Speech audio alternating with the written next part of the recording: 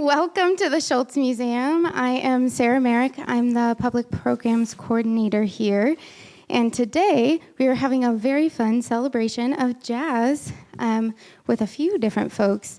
The first of whom are sitting right next to me. We've got author Derrick Bang and radio show host Bill Buchanan over here, both of whom have a long time history of working together.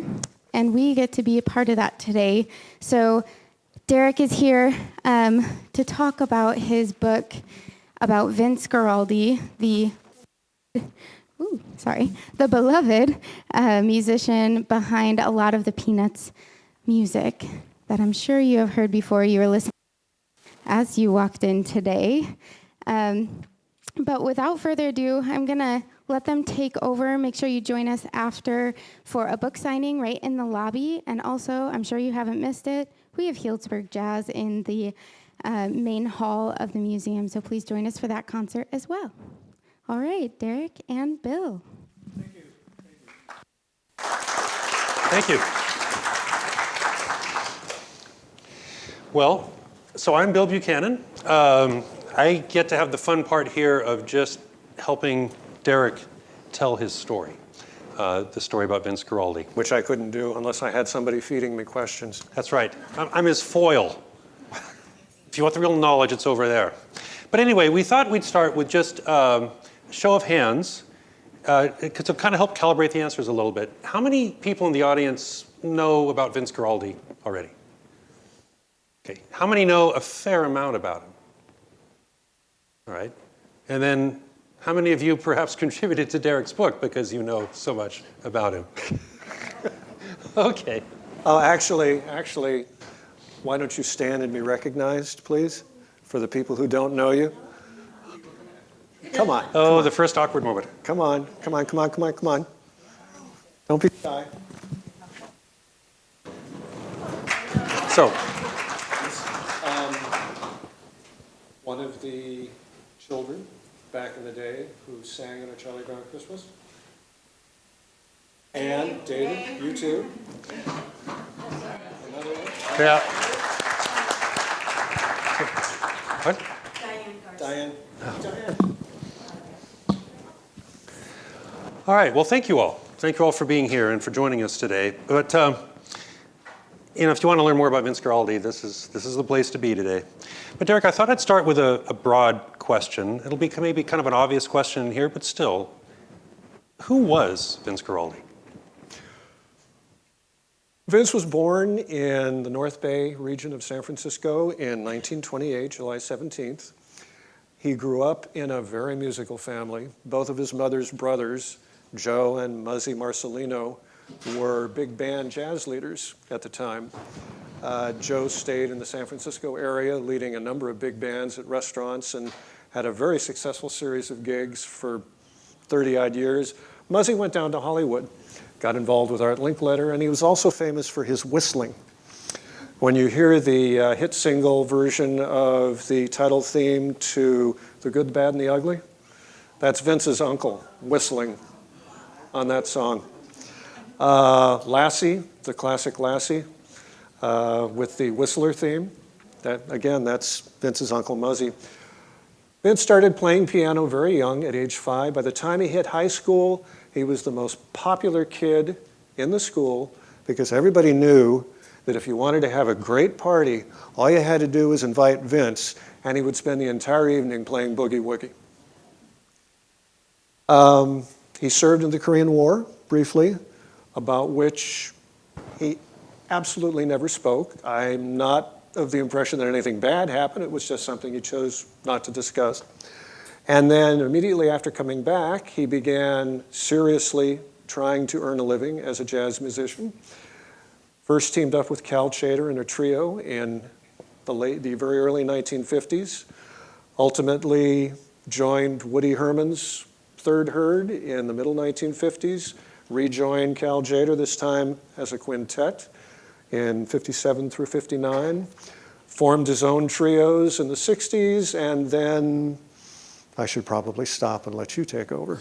Yeah, I mean, having read the book and listening to you again now, what strikes me is just how much he'd already done before he entered the Peanuts world. Before he became himself. But yeah, before he became the Vince Guaraldi that we largely know of. I mean, again, we'll get to Cast Your Fate in the Wind in a minute here, because that was pre-Peanuts and it was a big hit.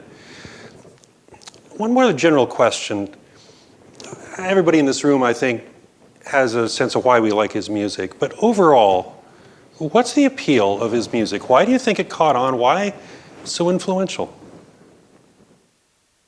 He came in at the very beginning of what was a big bossa nova surge in the United States in the very late 50s through the early 60s. And he immediately embraced that style. And that is the style that he would become known for throughout his entire career. It's almost impossible to do this at this great remove, but as an exercise, if you try to remove all the music he wrote for the Peanut specials from those specials and just listen to it as music, you'll recognize that these are all mostly bossa nova tunes. They're catchy, they're cheerful, they make you smile.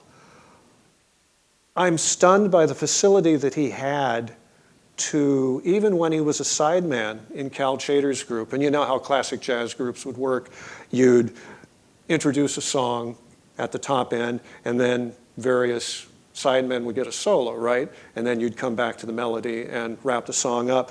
Well, when Vince took his solos, you could extract those solos. They were songs unto themselves. He had this great knack for writing a song which you'd swear you've heard before, even as you're hearing it for the first time. That's magic. And honestly, I think that's why we still listen to him today. Yeah, there's something that's just very universal. I'm reminded, I've got the quote here. This is from your book, where you quote San Francisco music critic Ralph Gleason. And here he's talking about the Peanuts music. And he says, Guaraldi, quote, took his inspiration from the creations of Charles Schulz and made music that reflects that inspiration, is empathetic with the image, and is still unmistakably Vince Guaraldi. It's kind of an elusive discussion there, but I think he's getting at this point that you can, like you said a minute ago, you can hear it, I think you've almost heard it before. It's just that recognizable. And of course, he played and played and played and played. Charlie Brown Christmas would be my desert island disc. I play it all year round, much to my wife's chagrin. Well, not entirely. No, but seriously, it's, yes, that particular album is a Christmas album, but his music, it's part of his music as a whole, which I don't necessarily associate with any given holiday. It's just Vince Guaraldi. So this is the second edition of your book, and later on we'll get into why you wrote a second edition. But point is, the first edition you wrote was 12, 13 years ago now, and you were able to talk to a lot of the people who had played with Vince Guaraldi. Some are still with us, a lot no longer are, exceeding in the passing time. What did they tell you about him as a musician? What did they tell you about what he was like to perform with? He was totally focused on music, constantly, 24/7. I'm amazed he had a family, honestly. And his first wife, only wife, would probably claim that he didn't really.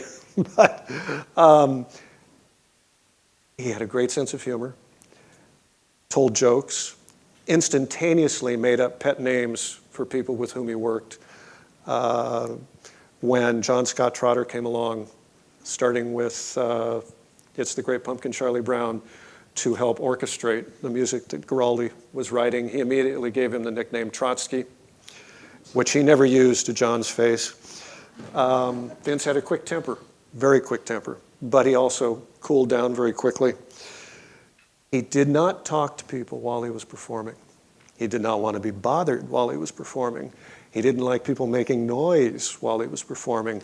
There was one infamous case when he was playing in Sausalito at the Trident, when a group of ladies sitting at a table were making too much noise, and he hurled an ashtray at them and wound up in court. It was settled out of court. Nobody was injured. But Off stage, he demanded to be the center of attention. Toward the end of his career, when he had become famous enough to be courted by wealthier folks in the Bay Area, they would invite him over to play, which he would do either as a soloist or with his trio. And after he was done, after they were done, he would mingle. And he loved being the center of attention, and he was the center of attention. One of his sidemen told me that he was astonished being at one of these parties, which also featured an astronaut who had been up in space. Nobody was talking to the astronaut. They were talking to Vince. Yeah, that was a party I remember reading about that in your book, one of the parties on the peninsula. Yeah. There's a Northern California aspect to what he did too, and I suspect that's part of it. People here really knew him and on that social side. How much did that influence his, I mean, again, learning this from your book, he played with Van Morrison, he played with Jerry Garcia, all sorts of really interesting people in there whose names I don't know and whose names may not be well known outside of musicians in general. How much did that influence him, Northern California? Well, basically, he didn't like leaving, and he never did. He had no choice early in his career. He had to tour. That's what you did. When he was with the Chater Trio, particularly with Woody Herman's Third Herd, I have a copy of part of their early 1956 tour schedule, which actually started on New Year's Eve, 1955, and continued through June, okay? So we're talking almost half a year. The April schedule has them playing every single night in a different city. There was one night off in the middle. And as he put it, you'd play, you'd take your kit, throw it into the car, you'd immediately drive 300, 400, 500 miles to the next city, you'd crash, you'd get up, you'd eat, you'd play. Again, lather, rinse, repeat. He hated it. And once he got the Peanuts gig in particular, it was such a relief because he no longer had to tour. Most musicians have to tour in order to make money. Album sales, no, I mean, it's not as bad today as it was back then, but for the most part, the label got most of the money on the album sales. If you wanted to make money, you had to tour. And as soon as he didn't have to tour, he stopped because he loved being in the greater San Francisco area. He'd occasionally bop down to Los Angeles, but never stay very long. But you make the point in the book, too, that he loved playing so much that even later, when he didn't have to, he would anyway because he just liked it. He just played in the Bay Area. Right, of course. Yeah. I mean, he could have retired and stayed in his house and not done a thing except scoring the next Peanut special from about 1967 on. But no, he was, I mean, when he died, he was still doing 4 nights a week at Butterfield's in Menlo Park. All right, so that's a little bit about him and his performing and maybe his background. Obviously, we're here today, and most people know him for his Peanuts music. There are some important additional accomplishments. But let's start with Peanuts, right? So let's go through that. He scored 15 Peanuts TV specials. And he did a 1964 documentary before that. Right, which is only available here at the museum. Yeah, it never aired. Never aired. Yeah. Can you believe it? 1964, no network wanted to put Charlie Brown on the air. A year later, that changed. What can I say? He did the first big screen Peanuts film in 1969. Right, A Boy Named Charlie Brown. Not to be confused with the documentary called A Boy Named Charlie Brown. Not to be confused with the album that was released called A Boy Named Charlie Brown. Not to be confused with the movie soundtrack that was released called A Boy Named Charlie Brown. Yeah, so one of the services that I got from Derrick's book was, as a reader, you don't have to keep track of all this. He's done it for you. It's all right in there. And he does. You explain all this. But let's start with the Peanuts story. How did Guaraldi come into the Peanuts fold? Okay. Fasten your seatbelts. This is a bumpy ride. Apologies to Betty Davis. In very late 1959, the film Black Orpheus came to the United States in San Francisco art house theaters as a marvelous bossa nova score by Antonio Carlos Jobim and Louis Bonfa. Guaraldi went and saw the film many times. He loved it. Came up with the idea that he wanted to do an album of jazz arrangements of the 4 primary themes from that movie. Now, he didn't have a record label at this point in time. He had had a contract with Fantasy Records, which originally started as a 3-record deal. The first 2 albums he released were critically acclaimed, but box office duds, as they say in the movie biz. So Fantasy chose to sever the contract before he had to do the 3rd album. So Guaraldi and his trio did a demo tape of themes from the Black Orpheus film. He tried to shop it first to Capitol Records. They passed. Columbia Records. They passed. Reluctantly, he returned to Fantasy Records, pitched the idea to Max Weiss. Max bit. He said, sure, we'll do it. 1 record deal, 1 stipulation. You have to pay for the studio time. That was Max. Yeah, there's a whole story in there about that record contract. So they start to lay down the album. They very quickly realize that the themes from that film are only going to fill the A side. So we need to put stuff on the B side. So Guaraldi and his trio did covers of a couple of songs on side B, and then he threw in 2 originals, one called Almaville and one called Castrofe to the Wind, which he'd been noodling in clubs since late 1958. So the record drops on April 12th, April 18th, 1962. And nothing happens for several months. And then we come to what I refer to as the Sacramento Miracle. A radio station DJ named Tony Big at Sacramento's KROY 1240 AM got the single that had Castrofe to the Wind on the B side, and one of the themes from Black Orpheus on the A side. Played the A side, thought it was okay, played the B side, really liked it. So he started playing that song whenever he could in his show. Well, there were very strict rules back then in AM radio that you could not play the same song more than once in a given hour unless it was a selected song, which this most definitely was not. But being that this was an instrumental, and being that Tony Big was a crafty guy, whenever he got to the close to the top of the hour, and he had like 90 seconds left over before they had to do the news at the top of the hour, he'd play Castrofe to the Wind. So he'd sneak in a second playing. Well, pretty soon the station manager, Buck Herring, caught wind of what was going on and was just about to tell Tony to knock it off when Buck decided, you know what, let's make this a chosen song, which allowed everybody at the station to play it as often as they wanted to within reason. Well, this came to the attention of hit pickers, sort of industry guys who at that point in time would pay attention to regional trends and then alert their stations in other parts of the country that, you know, this seems to be an up-and-coming song, which is what happened. Sacramento spread to Los Angeles, to San Diego, and then St. Louis, and then Chicago, and then New York, and then moved in. Castrofe to the Wind finally entered the Billboard Hot 100 the final week of December 1962. Now, are you paying attention to the timeline here?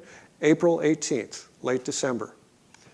Okay, the song peaked at number 22, which is very respectable for a jazz instrumental, and lasted on the charts for 19 weeks. The album lasted on the charts for 28 weeks into 1963. The song peaked at number 22 on February 23rd. This is almost a year after the record and the single dropped. Can you imagine that happening today? I mean, if you don't hit today within what, 5 days, you're gone. So it strikes me you're describing an analog version of something going viral, and it was very slowly. Yeah, very slowly. Oh my God, I can't point to another one. I really can't. It won a Grammy Award in 1963 for Best Instrumental Jazz Composition, which he got lucky. That's a category that only existed for 7 years. So, sidebar. Meanwhile, Lee Mendelson, a writer, director, producer, worked at KPIX in San Francisco, delivered for them during the 2 years that he worked there a series of award-winning documentaries. Peabody Award-winning, as it turned out. That's no small thing. In early 1963, he decided to hang up his own shingle, form his own film company, Lee Mendelsohn Film Productions, in the entertainment hotspot of Northern California, beautiful downtown Burlingame. Good, that was a laugh line, thank you. It's still beautiful downtown Burlingame. For his first production, he sinks everything he's got into a documentary about baseball great Willie Mays. I am getting to the answer, I promise. It's part of that slow viral part.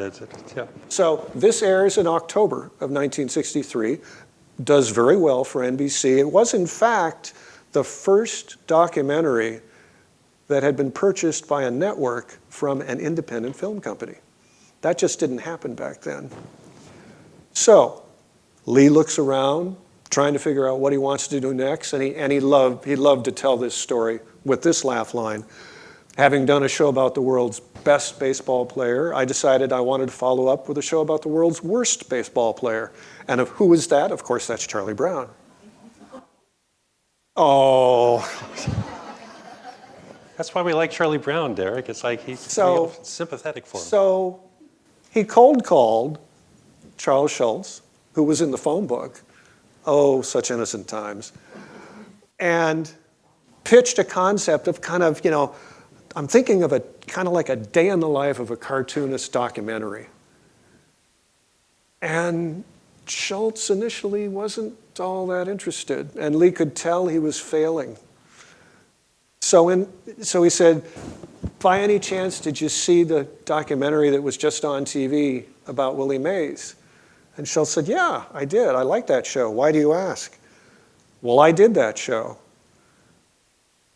And again, the way Lee told this story, I keep saying present tense, isn't that awful? I'm sorry, Jason. There was a pause. And then Schulz said something along the lines of, well, if Willie Mays could trust you, I guess I can. Let's see what we can do. So they worked together for the next several months, working on what initially developed into a 1-hour special, which initially was going to be called A Man Named Charlie Brown, later retitled A Boy Named Charlie Brown. Lee knew that he wanted some animation, but he could only afford like a couple minutes of animation.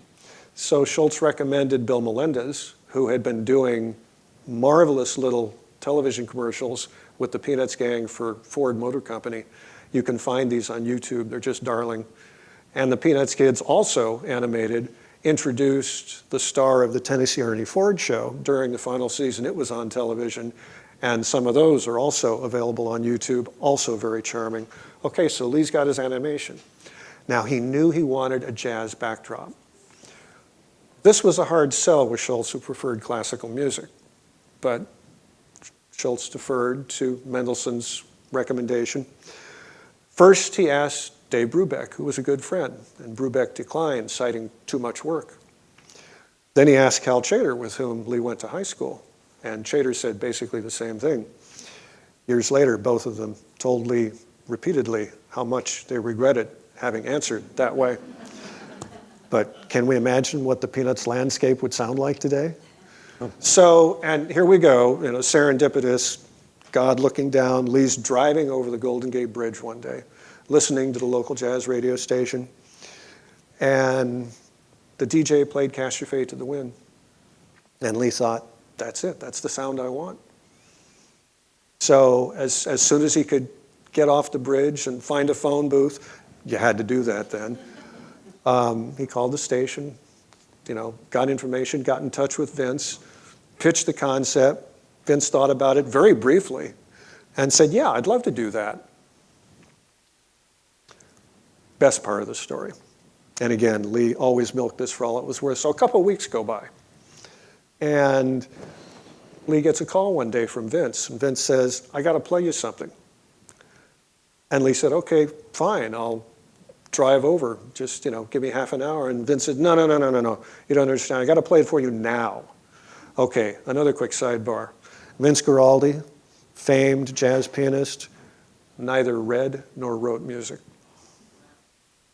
How did Vince Guaraldi take notes? He taped himself. Okay? His tape machine apparently wasn't working that day. He knew that Lee played piano, knew music. He said, I got to play this for you now. I don't want to forget it. Lee finally said, okay, fine, go ahead. And Vince played a prototype of what very quickly became what we now know is Linus and Lucy. And again, Lee said, years, decades later, looking back, I knew in that moment that we were really going to have something. Guaraldi and his trio wind up scoring the entire 1-hour special, which, as I mentioned earlier, the networks did not pick up. In desperation, Lee